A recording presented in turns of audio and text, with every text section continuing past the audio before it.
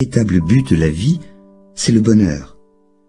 Que l'on ait foi dans une religion ou non, nous cherchons tous une vie meilleure. Mais pour la plupart d'entre nous, le bonheur est-il un but raisonnable? Est-il réellement possible de l'atteindre? Oui, je crois que l'on peut atteindre le bonheur par l'exercice de l'esprit. Je suis assez immédiatement sensible à cette idée du bonheur comme but réalisable. Toutefois, le psychiatre que je suis a reçu d'autres nourritures intellectuelles. Au cours de mes études, j'ai rarement entendu prononcer le mot bonheur, fût-ce à titre thérapeutique.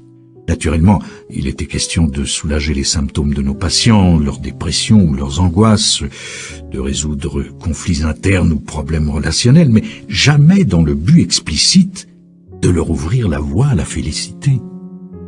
Dans la conception occidentale assez largement partagée, semble-t-il, le bonheur serait un bienfait mystérieux, pour ainsi dire, tombé du ciel. Dès lors, comment serait-il possible de le cultiver grâce au seul exercice de l'esprit? Quand je parle d'exercer l'esprit, je ne me réfère pas seulement à l'intellect, mais plutôt à l'âme. Cela inclut le sentiment, le cœur et l'esprit. En s'imposant une certaine discipline intérieure, on peut transformer son attitude, ses conceptions et sa manière d'être dans l'existence. On commence par isoler les facteurs qui mènent au bonheur de ceux qui mènent à la souffrance. Après quoi, on s'attache peu à peu à éliminer les facteurs de souffrance et à cultiver ceux qui conduisent au bonheur. Telle est la voie. Mais, me demanderez-vous, une existence fondée sur la recherche du bonheur ne sera-t-elle pas égocentrique par nature, soucieuse de son seul plaisir? Pas nécessairement.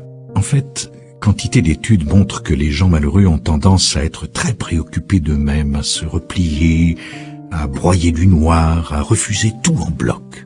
En revanche, les gens heureux sont plus sociables, souples, créatifs et plus aptes à tolérer les frustrations de la vie quotidienne.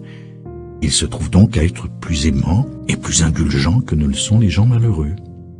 Partons donc de cette hypothèse élémentaire. Le but de la vie, c'est la recherche du bonheur. Et comprendre comment aller vers une vie plus heureuse va nous apprendre en quoi cette recherche du bonheur se révélera une source de bienfaits tant pour l'individu que pour sa famille et la société au sens large. Qu'est-ce qui détermine notre niveau de bien-être? En fait, quelles que soient les circonstances extérieures, que l'on ait gagné à la loterie ou qu'on soit atteint d'une maladie mortelle, c'est de notre état d'esprit que dépend notre bonheur, de notre perception de la situation, de notre capacité à nous satisfaire de ce que nous avons. Qu'est-ce qui conditionne notre perception d'une situation? En l'occurrence, notre tendance à comparer nous influence fortement. Être satisfait de l'existence dépend souvent du point de comparaison adopté. Regarder en permanence ceux qui sont plus brillants, plus beaux, qui réussissent mieux, engendre l'envie, la frustration et le chagrin. À charge pour nous de retourner ce principe positivement en nous comparant à ceux qui sont moins chanceux et en songeant à tout ce que nous avons. Il est scientifiquement démontré que le simple fait de déplacer le point de vue du sujet et de l'amener à envisager le pire suffit à mieux le satisfaire. Le fait d'être heureux ou non dans la vie est avant tout affaire de mental. Pour le bouddhisme, l'accomplissement repose sur 4 facteurs. La richesse, la satisfaction matérielle, la spiritualité et l'éveil. Ce sont là les 4 éléments constitutifs de la quête du bonheur individuel. Pour l'instant, laissons de côté les aspirations ultimes de la spiritualité et considérons la joie et le bonheur tels que nous les comprenons au quotidien, d'un point de vue strictement matérialiste. À cet égard, la bonne santé est considérée comme indispensable à une vie heureuse. Le confort matériel et l'aisance financière sont également tenus pour des sources de bonheur, de même que les amis, une compagne ou un compagnon. Évidemment, ces bienfaits sont agréables, mais faute d'adopter l'attitude juste et de porter attention au facteur mental, tout cela n'aura que très peu d'impact sur le bonheur à long terme. Par exemple, nourrir au fond de soi une intense colère portera atteinte à la santé. Pour jouir d'une vie heureuse et accomplie, la clé est l'état d'esprit. C'est là l'essentiel. La richesse seule ne garantit ni la joie ni la plénitude. Pour vivre heureux au quotidien, la sérénité et la paix de l'esprit sont garantes d'une vie de bonheur et de joie. Mais il faut se garder de toute confusion et distinguer cet état d'esprit apaisé de l'insensibilité ou de l'indifférence. Cette paix de l'esprit s'enracine dans l'affection et la compassion et requiert un très haut degré de sensibilité et d'émotion. Si le confort matériel, qu'en temps normal vous jugez nécessaire au bonheur, vous fait défaut et que vous possédiez en vous-même cette paix, ce degré de stabilité, rien ne vous empêchera de vivre une existence pleinement heureuse. Notre culture occidentale paraît fondée sur l'acquisition matérielle. Nous sommes cernés, bombardés de publicités. Il est difficile de ne pas se laisser influencer par toutes ces choses qui nous font envie. Je pense qu'il existe deux sortes de désirs. Certains sont positifs. Le désir du bonheur est absolument légitime. Le désir de paix ou d'un monde plus harmonieux est très salutaire.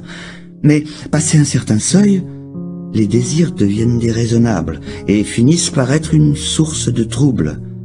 La seule satisfaction de soi ne peut suffire à déterminer si un désir est positif ou négatif.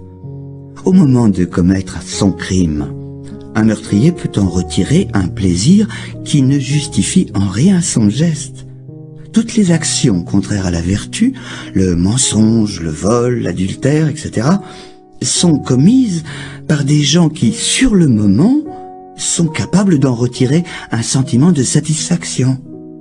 La ligne de démarcation entre le caractère positif ou négatif d'un désir ou d'un acte ne tient pas à cette satisfaction immédiate, mais plutôt à ses conséquences ultimes, positives ou négatives.